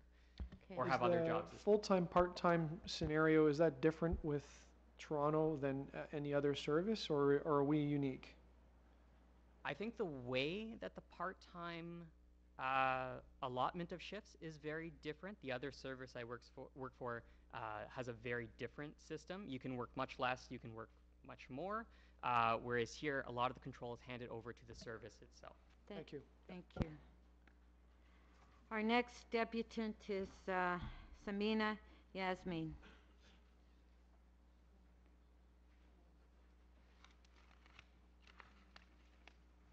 Okay, you have 5 minutes. Good afternoon, councillors, Mayor Tory and other guests. My name is Samina Yasmin. I'm a resident and mother of 4 children living in North Etobicoke's Rexdale neighborhood. I'm an active member of North Etobicoke's Resident Council. I would like to thank you for giving me an opportunity to speak here today. Today I'm here to add my voice for affordable housing, as everybody else has done. So I live in a Rexdale neighborhood where housing is the biggest issue. As we all know, Toronto is experiencing huge affordable housing crisis. There are families who work in factories day or night just to pay rent. We pay around $1,200 to $1,400 for a two-bedroom apartment, and it's still like 50% of our monthly income goes to the rent. I'm asking affordable housing becomes the priority for the city. I urge you to increase the supply of affordable housing so Torontonians do not have to put 50% of their earning towards rent. My second issue here is with the proposed fare hike of TTC. My family and I rely on TTC to move around. My children take TTC for university. I take TTC for grocery and everything else that I need to do. So TTC is not a luxury item. We just need this, it's an everyday necessity. So what I'm asking here is please provide stable funding to TTC that would give improved services. Fare hike will not solve any problem. It will just make the commuters very unhappy commuters. So stable funding, I would say, will give the better services. And yeah, that's all. Thank you for giving me the opportunity here. Thank you very much. Questions? Okay, thank you. Our next debutant is Lily Fan.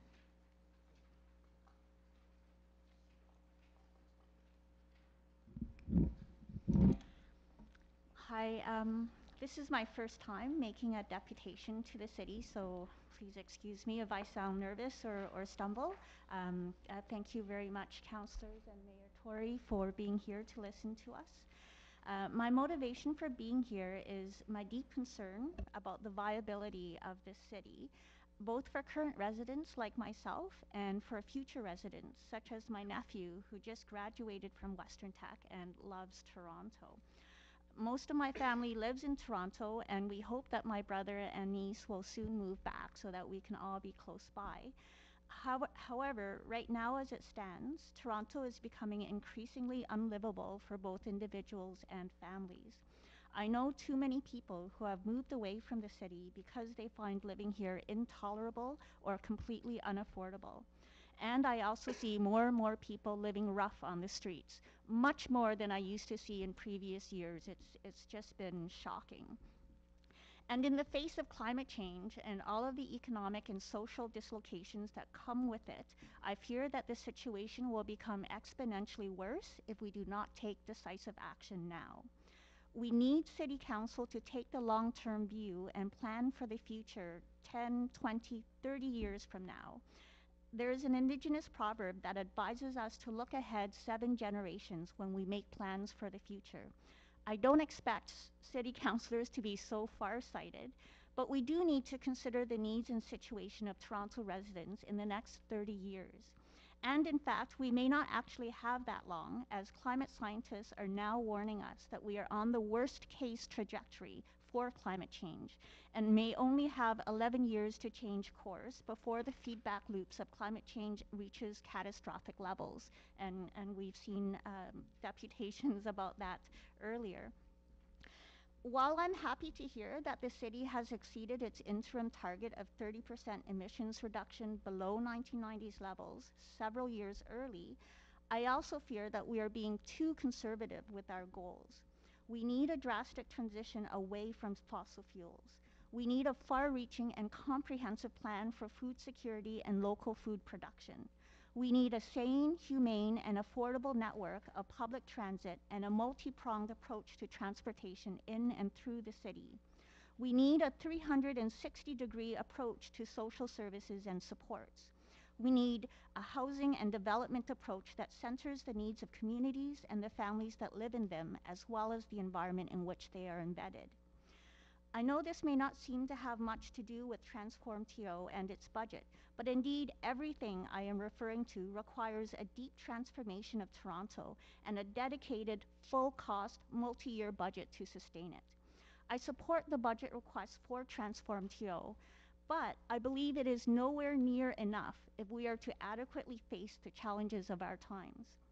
You, our city councillors, are our civic leadership. We rely on you to steer the city through the challenges of the modern era and to make the hard decisions in order to ensure the long-term and ongoing vitality of this place that we call home. We have wasted so much time already in costly, petty political debates. We don't have much more time to waste. Please fully fund Transform TO so that we can fully, comprehensively, and effectively prepare for the complexities of a future that is defined by climate change. And I ask this not for myself or for any adults in this room. We all have the luxury of dying before we bear the full consequences of climate change. I ask for the kids and for their kids who have nothing at all to do with what is happening right now, but who will bear the full brunt. They will face it, and they cannot escape it, and they can't even think to a past where things are better. This is their reality. This is the future that we are leaving them. That's who I am asking for, and I thank you for listening. Thank you. Questions? No. Thank you. Chandra De Silva.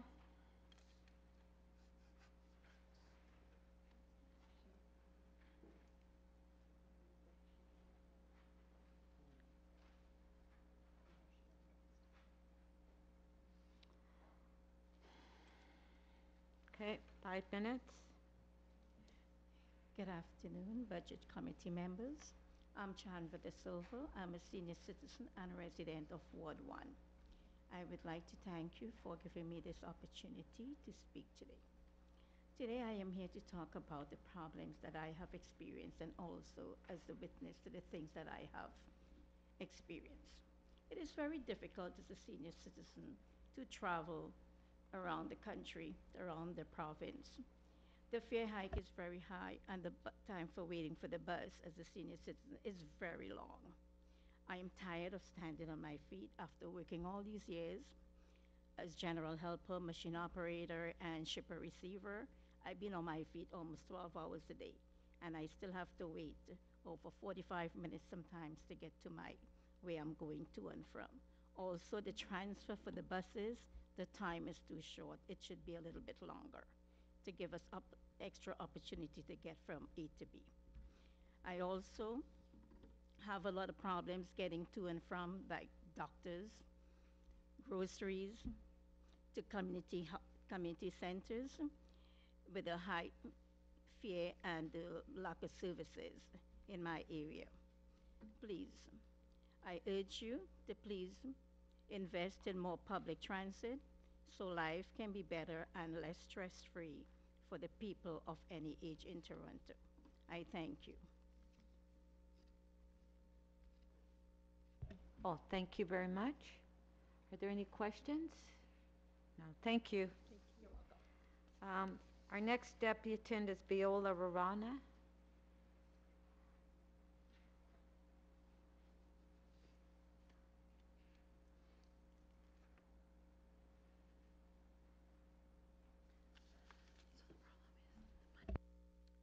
Good afternoon, Budget and Committee members. My name is Viola Rawana. I am from Ward 1 community. I would like to thank you for giving me this opportunity to speak to you regarding the 2019 budget. Today I'm here to speak about increasing TTC service. To me, TTC is a luxury. I rely on it for survival.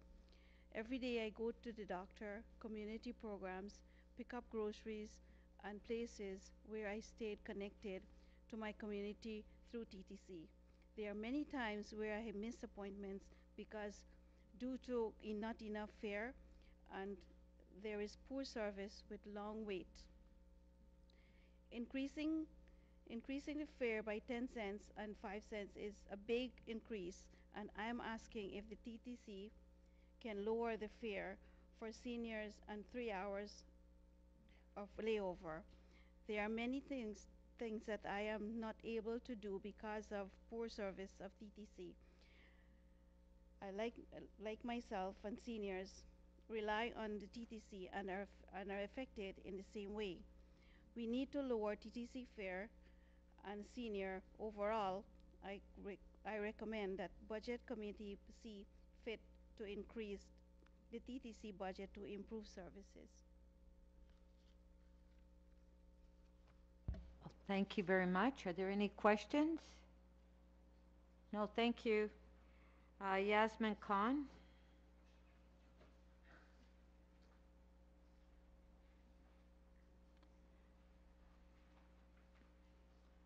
Five minutes. Thank you, Budget Committee members and Mayor Tory. Thank you very much. I have with me also Abdi Hamid Osebel. I work for Social Planning Toronto, and one of my projects is working in co-chairing with the Somali Women's Network, the Safety Committee in the Kingsview area. So Abdi will be speaking on prevention of violence and other projects. We are talking about the increase in violence, especially in our end of Etobicoke. Even last night, I was just getting texts. There was more and more violence. So the request is to increase the budget for youth programming, youth recreation, youth supporting parents and young people to reduce violence in the community. Abdi? Good afternoon, councillors. My name is Abdi Hamid Osable. I am a youth outreach worker and I'm also a long-time resident of Etobicoke Center. Today I want to talk about investment in youth programs. We need to invest in our youth to be safe and to be good citizens who contribute to their communities. I want to focus 3 areas. One is mental health, the second one is employment, and the third one is recreation programs. In the area of mental health, youth from the age of 16 and sometimes younger, they're trying to find out their identity. And this is a time when they detach from their parents. And at that time, they go to a lot of anxiety, a lot of worries, a lot of difficulties, and they need a support, mental health support. And if they were actually exposed when they were younger to traumatic events, so the need of mental support is even more urgent. So youth and their families, they need places to go, walking clinics where they actually get a mental health support. To my knowledge, the only walk-in clinic, counseling walk-in clinic in Etobicoke is Etobicoke Children's Center. There is no other place that youth and their families can go to get that mental health support. So we need to invest in that area. It's really, I believe it's really very urgent and very important to help our youth through their difficulties, through their anxieties. So the second area that I believe we should invest in is employment. Young people have a lot of energies, so we need to channel that energy in the right direction.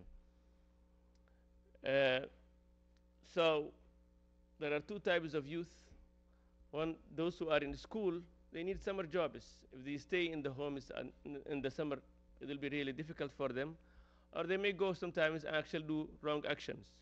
So we need to invest summer jobs for those who are in school and job training programs for those who actually are not in the school. There are a lot of youth who are not in school and they need support. Job training programs, placements.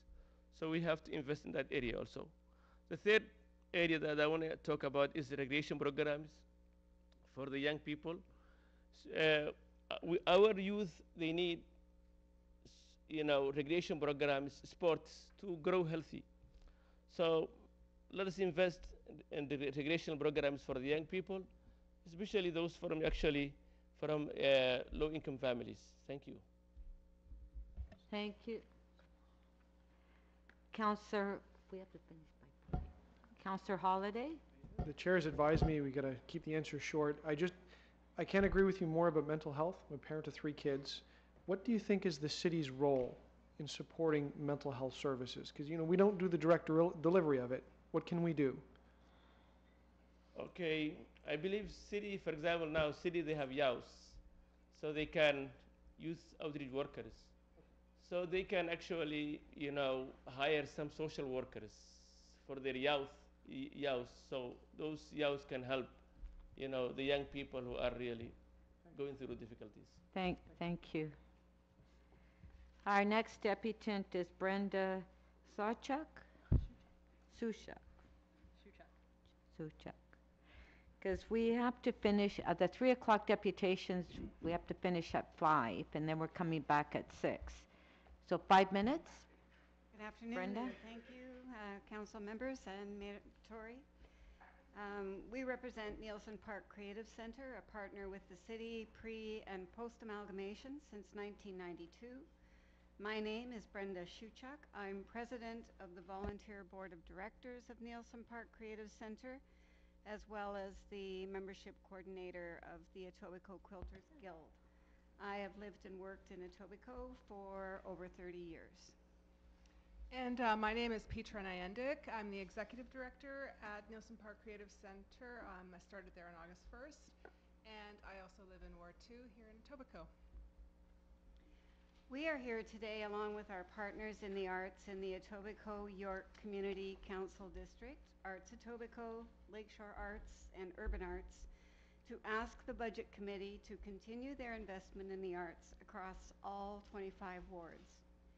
For more than 25 years, Nielsen Park Creative Center has worked with the city to ensure that our mission, connecting to and celebrating a greater life through the arts, is being achieved. We are a permanent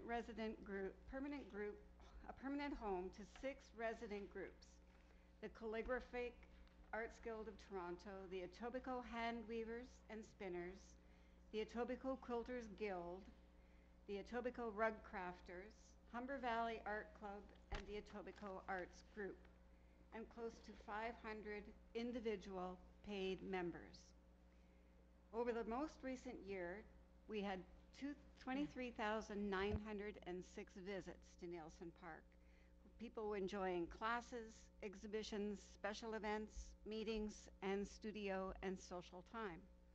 Over the last fall, we had 1,465 visits to Nielsen Park during the week of November 26th at our handmade show. Over the last 18 months, Nielsen Park Creative Center has engaged in a strategic planning process.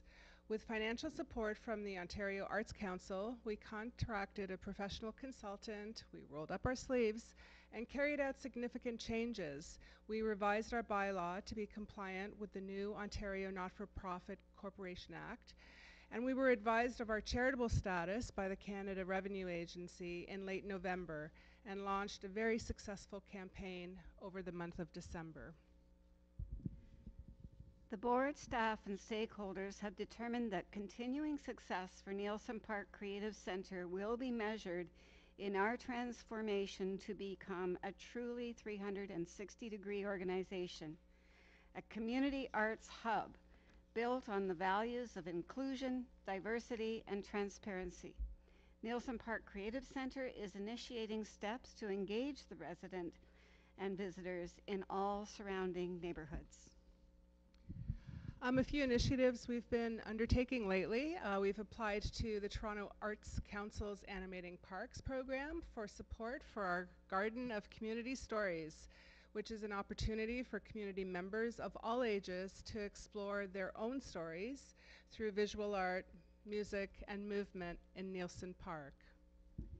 We submitted a seed grant for the Ontario Trillium Foundation to invest in a 10-month project we can deliver for residents of the Capri Road community to examine how arts-based programming, art for social change, can increase access by underserved neighborhoods.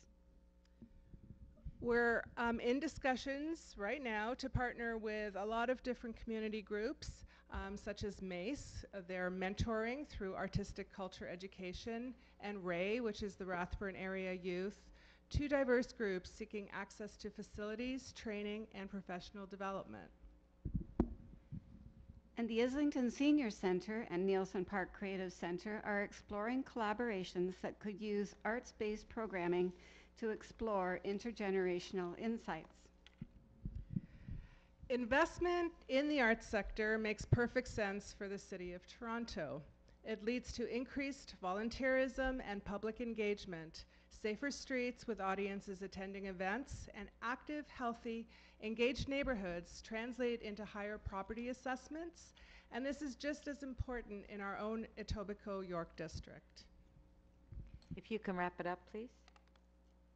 By now, you're probably recognized I've used the term investment many times. Like most homeowners, I'm fully aware money spent on the repairs I make to my home can be expensive, but it's a smart move. Thank you. Do we have any questions? No, thank you very much. Marlene and Lori, do you want to make a joint deputation? Okay. Okay. There you go. Good afternoon, everyone. Thank you so much. My name is Laurie Sean Borzavoy, and I'm I'm a volunteer and chair of the board of directors for Urban Arts. And it's one of Toronto's 6 local arts service organizations, serving up arts in the underserved neighborhoods outside the downtown core. I'm here today to speak to you about the value of the arts in the neighborhoods outside the core and about the impact your investment in the arts across the city has had on young people, our communities at large, and on urban arts and the city that we call home. For the past 31 years, Urban Arts has served youth within the former city of York, enhancing lives through the arts, culture, and heritage. And over the last 2 years, we've transitioned our services to serve the broader community, including now adults and seniors, recent immigrants as well. We are very proud of this transition and the work that we do in York, particularly in the York Southwestern area. And recently, we received the TD Community Arts Award through the Toronto Arts Council for excellence in the arts in Toronto. Your investment in the arts over the years has been put to good use as we leverage those funds to secure additional funding, strategic partnerships, and support so that we can maximize our efforts for greatest impact. For every dollar invested by the city in an arts organization in 2018, $20.45 was raised from other sources. Your invaluable support has allowed Urban Arts to expand our services to the broader community, providing arts and culture programs and activities directly to over 6,500 people in 2018, but touching the lives of thousands more. In the next couple of months, we will transition to our second location in John Street in Weston to the new Artscape Weston Common Cultural Hub at 33 King Street. And I remember yourself, and we did the shovel in the ground together, and that's now opening, which is terrific. We thank, it's much anticipated space that offers programming, meeting events, gallery, and outdoor space, along with 26 live-work artist spaces, along with over 1,500 new residents in the adjacent condo tower, West 22, that is also nearing completion. We thank you tremendously for your support over the years and for your faith in us to use those funds wisely, efficiently, and effectively. In 2017, we developed and submitted our Joint Lasso business plan to the Arts and Culture Division, a plan which continues to lay out our financial and strategic goals to continue to stabilize our programs and operations outside the downtown core. Your ongoing support will help us to continue to make meaningful gains in our neighborhoods. So today, we are asking that you continue the investment you've been making to us and the rest of the arts community so that we can continue to make meaningful strides and gains. We ask that you do this in 3 ways. Number 1, that all members of council continue as champions for increased investment in the arts as a key contributor to the vital and prosperous city that we all want to see. Number 2, that this year council increase its arts investment by $2 million and begin the work of achieving a $50 per capita investment by 2025. And that in consultation with the arts community, City Council fulfills Mayor Tory's campaign commitment to develop a new culture plan for Toronto, setting objectives and funding targets reflective of Toronto as both an international arts destination and a city rich with local accessible arts programming and engagement. While we acknowledge the many funding priorities that we've been hearing of today, as well as others, the current request for an additional $2 million will go far in fulfilling previous promises made by City Council through the Creative Capital Gains Report, the city's culture plan, and the Community Arts Action Plan, all plans that Urban Arts and the other LASSOs work so diligently with the city to achieve. Your support equals enormous social impacts, ensuring a lasting legacy for many years to come. Thank you so much. Welcome any questions or comments. You're done, right? Yes. Yeah, okay. Councillor McKelvey has a question. Thank you for your interpretation. You mentioned a dollar matching amount, so for every dollar the city has, what was your number? Yes, it's come from other yes, sources. it's a 20-to-1 ratio. This is not actually the same as the question you asked earlier of someone, which is the full impact financially on the environment when you consider the take that comes in through tourism, etc., through the arts.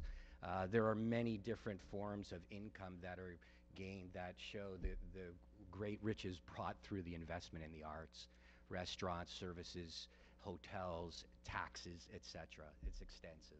And my other question is, the previous speaker also mentioned that there's, a huge number of folks that volunteer through the arts, and a lot of organizations are making a move towards putting a dollar amount on that in-kind contribution. And I'm wondering if in the arts there's been a move towards getting that kind of valuation, because I think it's very powerful when people see, what is that amount that the community is contributing. I would say that certainly the volunteerism is a form of charity and it should be accounted for. We have, I'm not sure if we've had specific numbers put to that, but we always track the amount of volunteer hours that we put forward. We also sometimes calculate that because some of our funders want to know the value of our volunteers' contributions. We do it on the low end at minimum wage, but I know there are others we can go up to at least $21 per hour. But because we haven't really come up with an average, we tend to keep it at the lower end of minimum wage, but it is worth so much more. Yeah, absolutely. Okay, thank you. Thank you. So our last deputant before we break is Paul Scribner. Thank you. Thank you. Paul. Scribner. Paul Scribner. Do we need a motion to go later? No, we have to recess at 5 after. Okay, you have 5 minutes. Thank you, councillors. I'm Paul Scrivener. I'm with Toronto Industry Network, and I want to speak today about a water item, and that's water rates going forward for 2019, and specifically Councillor Layton's motion to charge for all 4 parameters under the industrial waste surcharge program, and also to talk to Councillor Crawford's motion asking for a staff briefing on the Block 2 water rate.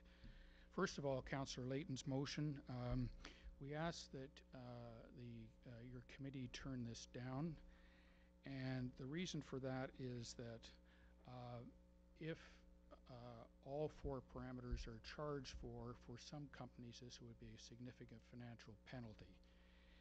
And it's all about keeping jobs in Toronto and keeping us competitive. And we don't have the advantage of other jurisdictions like in the United States where we can give incentives for all sorts of things. And so it's important to create an environment here as much as we can to keep our manufacturers in Toronto. Another thing is that many of the companies under Block 2 consume significant amounts of water, and it's economies of scale. These companies and other large water users in Toronto help to support ratepayers like you and I who live in our homes, and they help to keep the costs down. And this is very, very important for Toronto Water.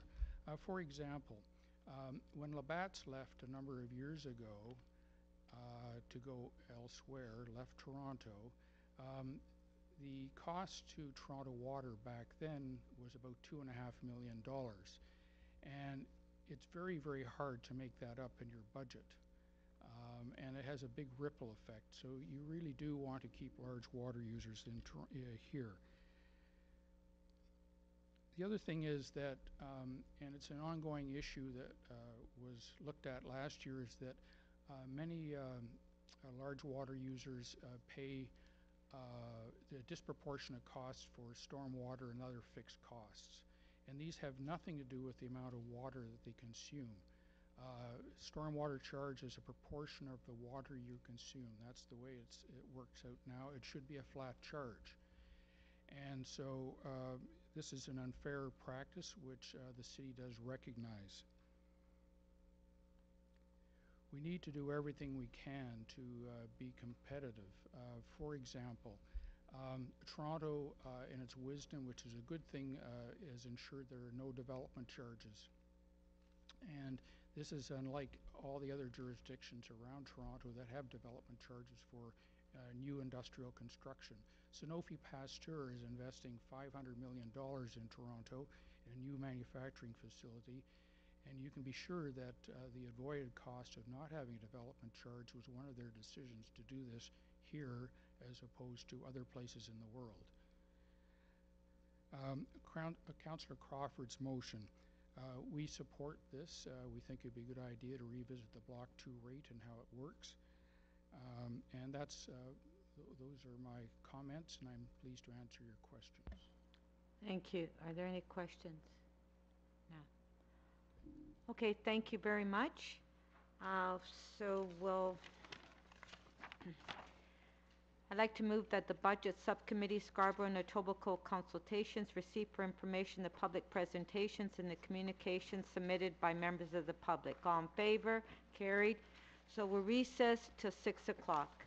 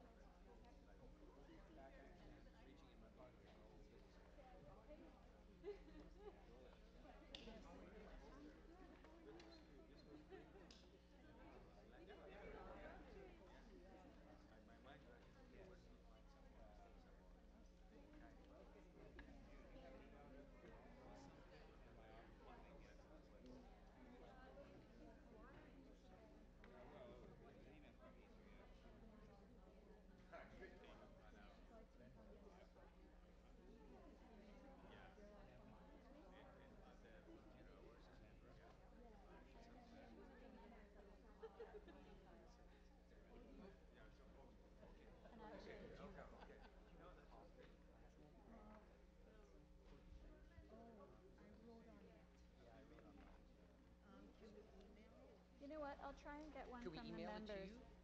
I can try and. Like, you can have mine, but I've scribbled all over it. It's more Mine this is that I'm looking for. Oh, that? Hand it in. Yeah, oh, that you can definitely.